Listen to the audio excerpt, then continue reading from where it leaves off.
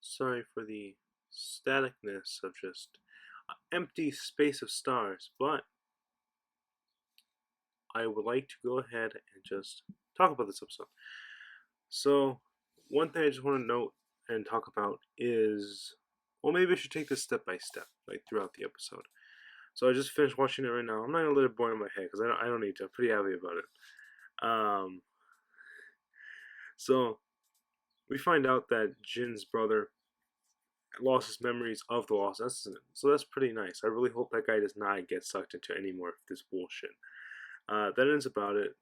Um, Wendy tells I that he still doesn't know the truth, so I wonder what that truth is that led I to take over Soul Technologies, which we do, and we see that duel, and oh my god, Queen, the head of Soul Technologies, uses a ritual deck. Sorry, actually, oh my god, yeah, that's not even a ritual deck. Sorry, she uses Allure Queen, which is a very old series of cards, and Allure Queen is a level based deck. You have Allure Queen level 3, level like 6, and then like level 8, I think. Either way, there's also Allure Queen bodyguards, but she just had all the different Allure Queens on field. And then she link summons into Golden Allure Queen. So she runs a dark level archetype based deck, and then so for this episode they thought of 3 new support cards for Alert Queen. So Alert Queen now has their own deck. Alert Queen has their own trap, and no, I think she only had 2 spells. So Alert Queen has two new continuous spell cards. It's this is the most this is the most out of the blue thing in all of Yu-Gi-Oh! Vrains, or at least I don't know. Like Dylan from Yu-Gi-Oh! Everything, he would say something about, if you told me Queen would duel in the first season of the new, would duel in an episode of the new season, I would expect her to win. For me, this is that. I probably wouldn't believe you if you said the Queen character uses a Lure Queen. I would be like, of course. But you know what? That's probably something they would do, and well, they did. I can't believe it through a gameplay standpoint. And then once her OTK going second strategy loses because that was her first turn board, she's like, "How did you do that? Like, what the fuck are you talking about, Queen? Well, no wonder your ass lost. Like, Jesus." Eyes deck. Let's talk about Eyes deck now. The subtitles had it at, like, when you type in an email, like at yahoo.com or at Gmail. That's what appeared. And then it said Ignis. So at Ignist, like Ignister, like I know it's supposed to be like because he's an Ignis. That's kind of what they're going with, but the it reminded me of the pendulum archetype, Ignister. I think that's what's called. I could be wrong, but there's a like ignite type of.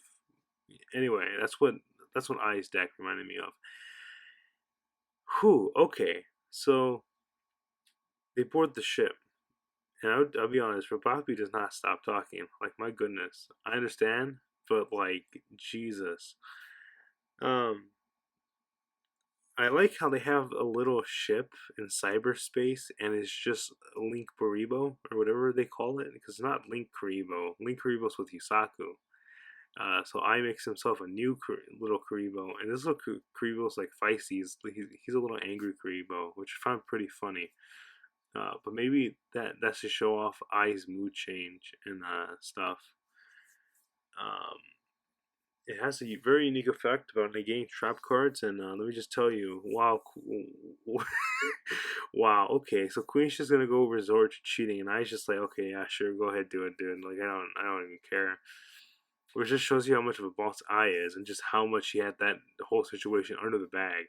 So that she regains life points, bring her back to 4,000. Then she just sets a trap card that's not in her deck, so hand, field, or graveyard, or just out of her ass. And so she sets Drowning Mirror Force, which is really good. Drowning Well, Quaking wouldn't have done anything. She should have just said regular Mirror Force. But oh yeah, I just got reminded of it now. It's Drowning Mirror Force. Everyone made a big deal out of Mirror Force, the OG one. How many people are gonna make a big deal about Queen using Drowning Mirror Force? That means the other Mirror Forces, Storming, Quaking, Drowning, Radiance, and then the Fire one, the Burst one, are all gonna be, or no, they're not gonna be. They're just things. They're in there. You could you could find them. You could use them. That's what I'm trying to get at. So I just want to say that, oh my goodness, that's probably a good idea. They probably should have done that at the end of season one. What am I talking about? Closing Link Vrains. That's what Tyson said they did. They closed Link Vrains. It's closed, And I'm like, well, thank God, Jesus. You guys probably should have done that, after season one with the whole Knights of Noise shit. But nope. And now, moving on to another point here. Zaisen's now second in command, but because of this, the ending happens. The ending of this episode, that Queen is unconscious. So I think for sure that means that Yusaku's gonna win the day again, and I'm pretty sure Ai gets defeated. Because if Queen was not unconscious, I feel very much like it would be very much up in the air. But every time a new big bad appears and all that, and makes someone unconscious, they're gonna lose in the end. So Ai's gonna lose in the end. What's going to happen here is that I'm gonna watch some more Yu-Gi-Oh! Vrains. But now I have to wait a whole week to see what message I left for Zaizen.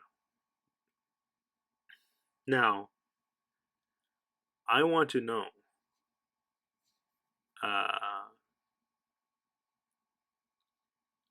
Shit! I just want to. I just don't want to wait a week. But I'm gonna have to wait a week. We're all gonna have to wait a week. Fuck. Before we find out anything else. But anyway, because of that, whatever was said in that message, let it be a picture of Zaizen on a noose. I guess that's all I can imagine. Anyway, Zaizen's like, hey, I don't want to be next, so like, can all you guys be my bodyguards? So he calls in everybody, except for the Knights of Hanoi, which I think the Knights of Hanoi would be very appropriate to side with at a time like this, timing. So, one last thing I just want to talk about is the bird and the frog are back at it again, but this time they lost their bonuses. You don't know how hard I cried at that. God damn, it's so stupid. Why did Bowman leave us with his footage? I don't fucking know. Maybe we could get a bonus out of this. Wait, boss, you were on our head the whole time?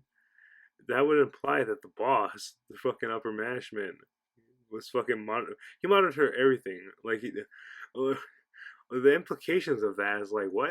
Not even for just them shit talking small talk, but like, how do I put this?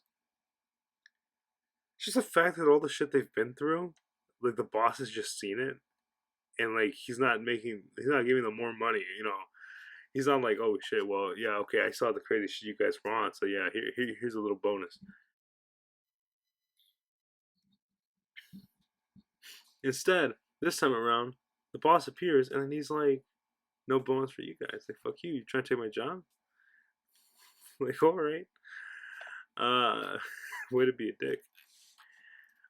So anything else I want to mention? This is the part where I say no and then I regret it. So, oh yes, Yusaku. I like how Yusaku's just wearing a hoodie with a fucking. He just got like a plain white shirt with the hoodie. The reason why I say it like this because all the Yu-Gi-Oh protagonists, they always have some sort of outfit. Like if you look at anybody else, they always have an outfit. Yusaku just either has like the most casual, like he's not even trying clothes, like just a fucking hoodie and a shirt on, or he's either in his school uniform, or he's playmaker. Like that's about it, which I just find pretty funny. I do like though how Yusaku's like, oh, well, Jin can start his new life now. Oh, he has a like a little smile. I hear in the news, and then Yusaku. No, sorry. I forgot his name, but the hot dog man.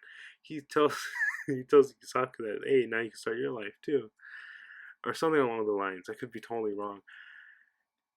And after hearing that, I was just like, oh shit, yeah, Isaku's not getting any rest. You know, season one was about him, ending the hatchet. That's the end of his revenge. That's season one. Season two was basically now he has to return because he has to return. Now season three is like, okay, well now his friends just bringing him back. Like, come on, like I think Isaku should have just start his life. Leave it all behind. But like apparently not. Destiny has some other plans for him. Uh, so your marks about that's good that he's no longer.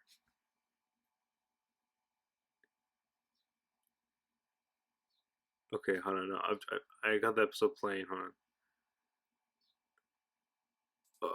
Jesus, like all the words Isaku is saying. Isaku is telling fucking Kusanagi. Yeah, there we go. Just I don't think I will ever return. And us, the viewers, know 100% I's returning, and he's most likely your enemy. Oh, fuck, there's a fly in here.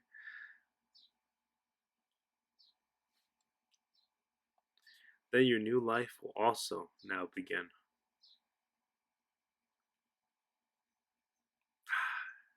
It's just so bad. Not so bad that he told him that, but just so bad. Oh, yeah, the intro. No, sorry, the outro, the ending song. Now we know what it truly means. Cause oh my god, when I saw that when I saw that outro, I was just like, oh my god. Okay, so are you ready? And then like in that school whatever, he transforms into a human, and then Robapi shows up, and then it says, I'm not a machine, and that just hit me right there. Now we know why they changed the ending, and I'm just amazed. And then we see everyone all happy because we know that the struggle's over. Jin lost all his memories of the bad times and stuff, and it's just like, wow, okay, no, this ending's now even more fitting. Like 10 episodes ago, this ending was not fitting one bit, but now it is. So okay, so in the preview for the next episode,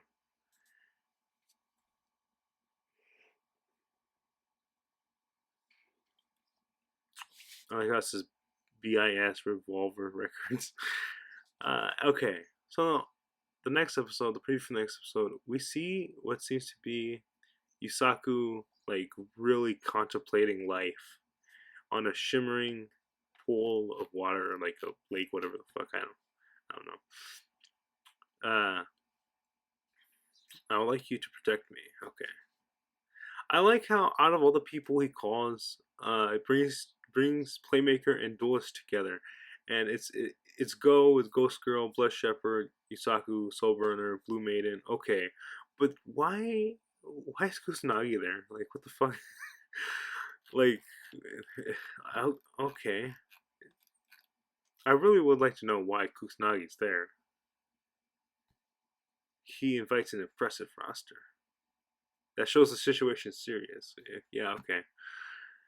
They're doing some of that show, don't tell, right? Sorry, they're doing some of that tell, don't show. Fuck. Anyway, the next episode name is called Intercept. This was called Declaring a Crime. Uh,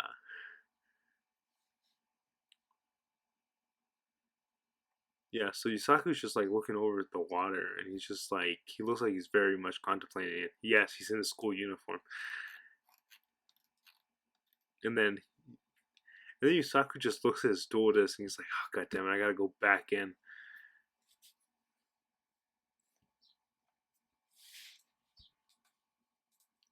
So I have nothing else to say.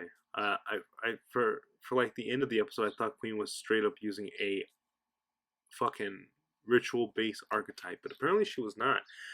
Apparently, she was using a level archetype, which is even more crazy and outlandish.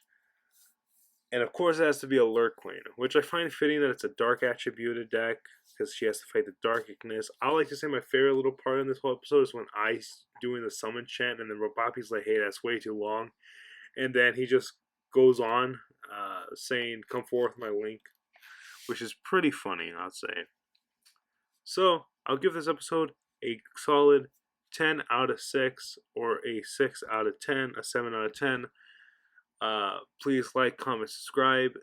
The end. I don't fucking know. I'm just gonna say a bunch of other shit. That fucking girl in the back? They better fucking do something with her. Because, like, oh my god, you just don't make a character like that. You just don't fucking make a generic ass fucking anime waifu bitch and put her in the fucking background. They better do something with this fucking character in the fucking coming episodes. What the fuck?